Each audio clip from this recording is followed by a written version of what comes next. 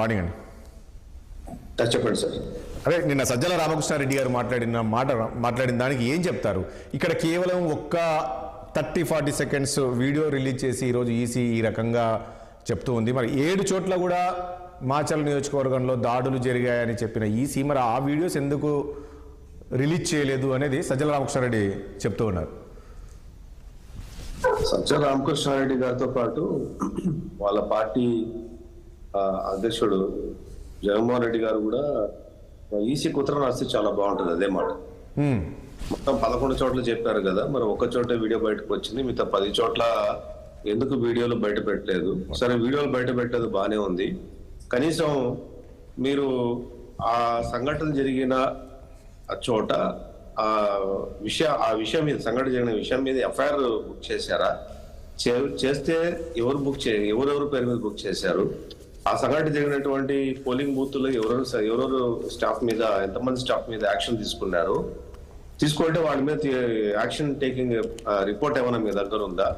ఉంటే ఆ రిపోర్ట్ మాకు సబ్మిట్ చేయండి అని చెప్పేసి పబ్లిక్ టీవీ ముందుకు వచ్చి అడిగే కంటే వీళ్ళు డైరెక్ట్ గా ఎలక్షన్ కమిషన్ ఆఫ్ ఇండియాకి, స్టేట్ ఎలక్షన్ సిఇఓకి ఉత్తరం రాసి దాని మీద ప్రెస్ మీట్ పెడితే చాలా బాగుండేది. ఎంతసేపు అయినా 2 నిమిషాలు నిడివి, 5 నిమిషాలు, 10 నిమిషాలు కాదు, అది కరెక్ట్ అవునా కాదా అంతే తప్ప కోర్టులో వీళ్ళు పెట్టే వాదనకి పసవ లేనటువంటి వాదన ఇది. 2 నిమిషాలు మీ ఆధీనంలో ఉండాల్సిన వీడియో బయటకు ఎట్లా వచ్చింది అంటే, మరి బోఫర్స్ కుంభకోణంలో డాక్యుమెంట్లు బయటకు వచ్చాయి. ఇదే విషయం ఆ రోజు చెప్పింది, రక్షణ శాఖలో ఉండాల్సిన డాక్యుమెంట్స్ పేపర్ చేతికి. అంటే ఒకటి విద్యాసాగర్ గారు, ఇప్పుడు ఆ వీడియో కూడా ఈసీ రిలీజ్ చేసింది అంటున్నారా మీరు?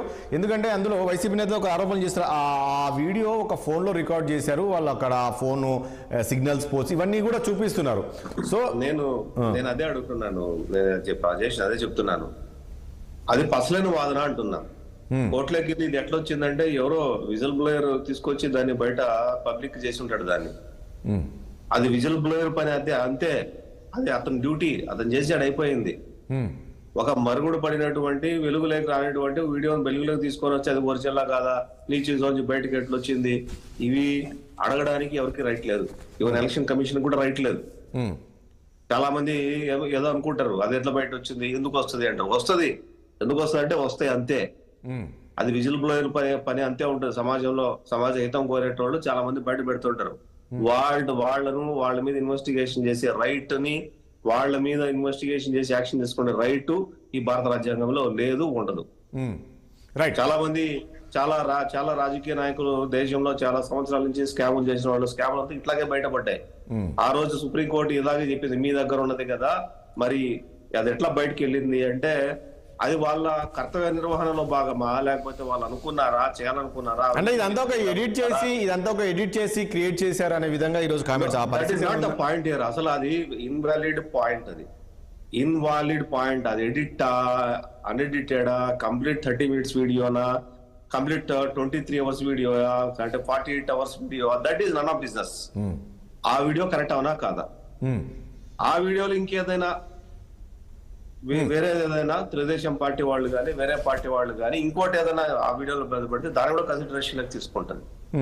నేను ఒక మాట చెప్తాను రాజేష్, ఆ వీడియో బయటపడకపోతే అసలు ఎలక్షన్ స్టేట్ సిఇఓ బయటకు వచ్చేటోడా, చీఫ్ ఎలక్షన్ కమిషనర్ బయటకు వచ్చేసి పెట్టేవాడా, ప్రెస్ మీట్ పెట్టేవాడా? ఆ వీడియో బయటపడిందే కదా, పడబట్టే కదా సిఇఓ బయట.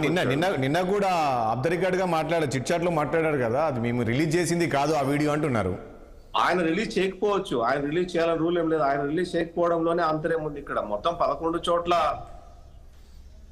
ఘటనలు జరిగాయి అన్నప్పుడు ఒక్క వీడియో ఎవరో సమాజం హితం కొని విజిల్ బ్లోయర్ బయట పెట్టాడు కదా, మరి ఇప్పటికైనా అదే మీనా గారు 10 చోట్ల జరిగినటువంటి సంఘటనల మీద ఆ వీడియోలు బయట పెట్టచ్చు. ఆయన వీడియోలు బయట పెట్టకుండా కూడా ఆయన ఎఫ్ఐఆర్ చేయొచ్చు, కాంపోనెంట్ అథారిటీకి ఆర్డర్ ఇష్యూ చేయొచ్చు, ఆ సంఘటనలో పాల్గొన్న వాళ్ళ మీద ఎఫ్ఐఆర్లు చేయొచ్చు, వాళ్ళు ప్రాసిక్యూట్ చేసే రైట్ అతనికి ఉంది ఈ రోజు.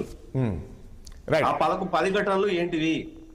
ఒక మాచర్ల ఘటనలోనే 7 సంఘటనలు జరిగాయని ఆయన అన్నారు. అవును, ఆ 7 ఘటనలు ఎవరివి, ఎవరు చేశారు? వాళ్ళు అదే చెప్తున్నారు, వైసీపీ నేతలు కూడా అదే చెప్తున్నారు. ఆ 7 ఘటనలు జరిగాయి అంటున్నారు కదా, అవి మొత్తము ఇప్పుడు బయట పెడితే తెలుస్తుంది ఎవరు ఏం చేస్తున్నారు అనే దానిపైన తెలుస్తుందని అంటున్నారు కదా. నిజంగా ప్రజలు కూడా ఎదురు చూస్తున్నారు కదా. ఒక ఘటనలో పిన్నెల్లి రామకృష్ణ గారు ఆయన ఆ ఒక్క ఘటన కాదు, యాక్చువల్ చెప్పాలంటే అది 2-3 ఘటనలు. ఆ ఒక్క ప్యాసేజ్ కొంత టైంలో ఒక 4-5 నిమిషాలు లోపలికి వెళ్ళటం, ఆయన ఈవీఎం ను పగలగొట్టడం, బయటికి రావటం, ఒక ఏజెంట్ తల పగలగొట్టడం, అక్కడ ఆడవాళ్ళని దూషించడం, ఇదంతా సీక్వెన్స్ ఒక 5-6 నిమిషాలు 10 నిమిషాలు జరిగిపోయింది. ఆ ఒక్క ఘటన ఇందులోకి సంబంధించిందా లేదు దాని కాకుండా ఈ సంఘటన జరిగాయా? మొత్తం మీద సిఓ గారు చెప్పింది ఏంటంటే 11 సంఘటనలు, అందులో 7 ఘటనలు మాత్రం మాచర్లోనే. 7 జరిగితే ఈ రోజు అది ఏ పొలిటికల్ పార్టీ అయినా అడగాల్సింది ఒక్కటే, 7 ఘటనలు ఏవి, ఏ పోలింగ్ బూత్ ఎక్కడ, వాటి వెబ్ కాస్టింగ్ చేశారు కదా, వెబ్ కాస్టింగ్ వీడియోలు అంటే సిఓ చూడరు కదా అని వెబ్ కాస్టింగ్ చూడడానికి ఎవరికొక మనుషులు అలాట్ చేస్తుంటారు. వాళ్ళు మీకు రిపోర్ట్ ఇచ్చారా లేదా ఆ వీడియోలో జరిగిన సంఘటనల మీద? చేస్తుంటే ఆ వీడియోలు మీరు పర్సూ చేశారా లేదా? పర్సూ చేస్తుంటే ఎంతమంది మీద కేసులు పెట్టారు? ఆ పోలింగ్ బూతుల్లో పనిచేసేటటువంటి వాళ్ళు వాలంటీర్ గా కంప్లైంట్ ఇచ్చారా, లేదు వీళ్ళు చూసి ఉదాసీనంగా ఉండిపోయారా?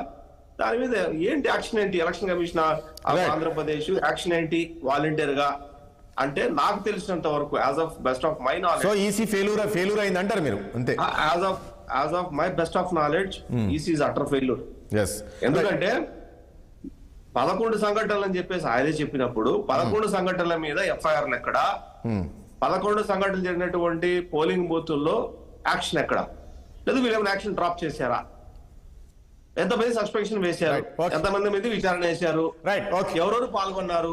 ఎన్ని ఎఫ్ఐఆర్లు అయినాయి? భానుప్రకాష్ గారు, ఓకే విద్యాసాగర్ గారు ప్లీజ్. భానుప్రకాష్